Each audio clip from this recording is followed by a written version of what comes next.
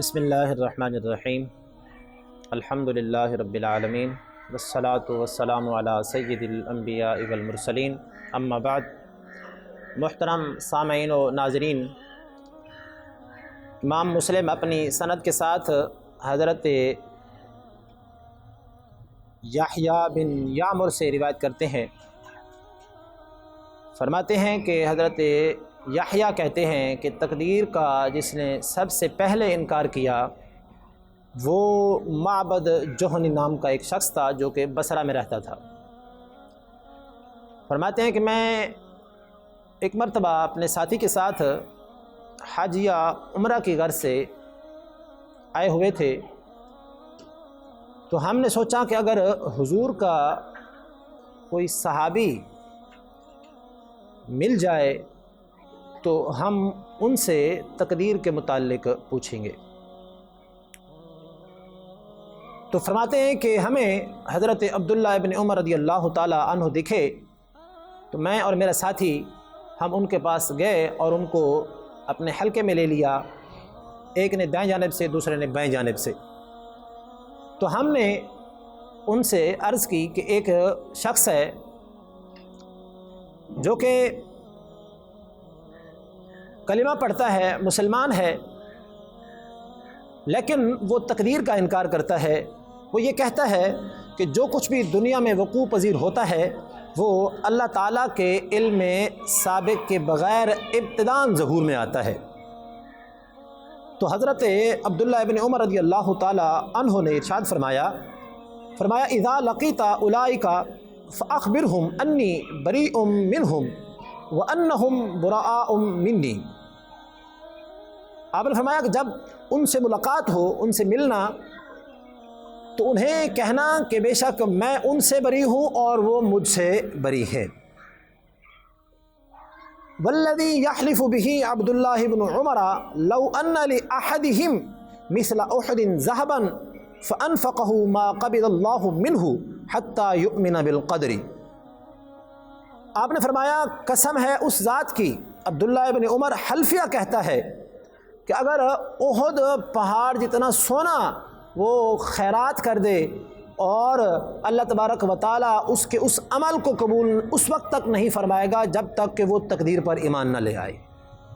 اور پھر انہوں نے حدیث پاک بیان فرمائی، فرماتے ہیں کہ حدثنی ابی عمر بن الخطاب رضی اللہ تعالی عنہ قال بینما نحن عند رسول اللہ صلی اللہ علیہ وسلم ذات یوم اطلع علینا رجل شدید بیاض الثیاب شدید سواد الشعر لا یری علیہ اثر السفر ولا یعرفونہ منا احد۔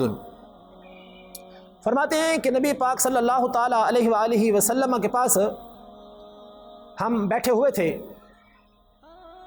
ہمارے پاس ایک شخص آیا جو انتہائی سفید کپڑوں میں ملبوس تھا اور اس کے گھنے اور سیاہ بال تھے، اور ہم میں سے کوئی اسے جانتا بھی نہیں تھا اور وہ ہمارے لیے اجنبی تھا۔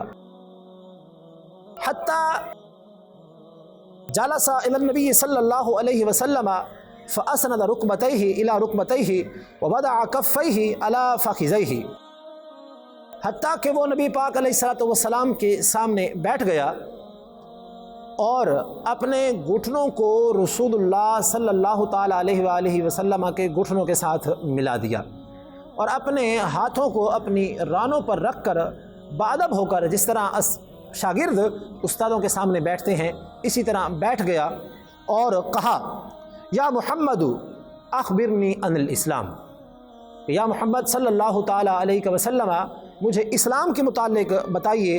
تو رسول اللہ صلی اللہ تعالی علیہ وآلہ وسلم نے فرمایا الاسلام ان تشہد ان لا الہ الا اللہ وان محمدا رسول اللہ وتقیم الصلاة وتؤتی الزکاة وتصوم رمضان وتحج البیت ان استطاع الیہ سبیلا۔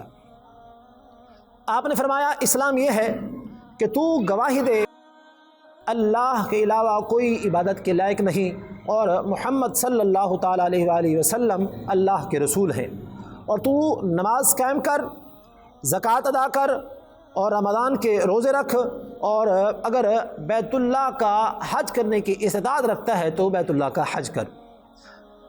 اس نے کہا صدقتا.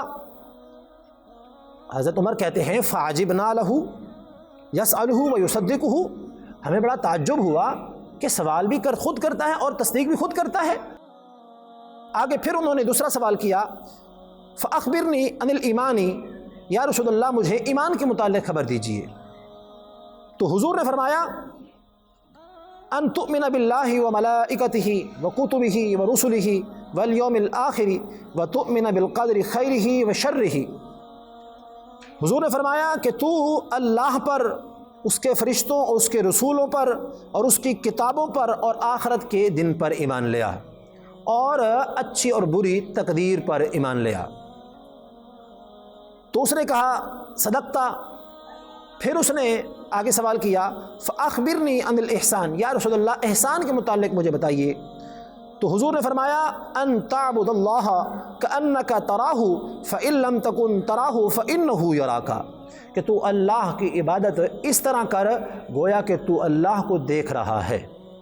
اگر تو نہیں دیکھ سکتا تو تو یہ سمجھ کہ اللہ تجھے دیکھ رہا ہے. آگے اس نے سوال کیا فاخبرنی عن الساعۃ، یا رسول اللہ مجھے قیامت کے متعلق بتائیے. تو حضور نے فرمایا مل مسئول عنہا بأعلم من السائل، کہ جواب دینے والا سوال کرنے والے سے زیادہ نہیں جاننے والا. اسی طرح پھر اس نے کہا فاخبرنی عن امارتہا، کہ یا رسول اللہ مجھے ان کی علامات کے بارے میں بتائیے، ان کی نشانیوں کے بارے میں بتائیے. تو حضور نے فرمایا ان تلد الامۃ ربتہا وان تری الحفاة العراة العالة رعاء الشاء یتطاولون فی البنیان. حضور نے فرمایا کہ قیامت کی نشانیاں یہ ہیں کہ جب باندیوں سے ان کے آقا پیدا ہوں، اور جب تم دیکھو کہ برہنہ تن برہنہ پا تنگ دست چرواہے بڑی بڑی عمارتیں بنا کر ان کے اندر فخر کرنے لگیں، تو یہ قیامت کی نشانیوں میں سے نشانیاں ہیں. اسی طرح حضرت عمر کہتے ہیں کہ وہ شخص چلا گیا اور میں تھوڑی دیر حضور کی بارگاہ میں بیٹھا رہا، اور پھر حضور نے فرمایا کہ اے عمر جانتے ہو یہ کون تھا؟ تو حضرت عمر کہتے ہیں اللہ و رسولہ عالم. تو حضور نے فرمایا یہ جبرائیل امین تھے جو تمہیں تمہارا دین سکھانے کے لیے آئے تھے. اس حدیث سے معلوم ہوا کہ حضرت عبداللہ ابن عمر رضی اللہ تعالی عنہ ان لوگوں سے لا تعلقی کا اظہار فرما رہے ہیں کہ جو تقدیر پر ایمان نہیں لاتے. فرما رہے ہیں کہ میں ان سے بیزار ہوں، میں ان سے بری ہوں اور وہ مجھ سے بری ہے.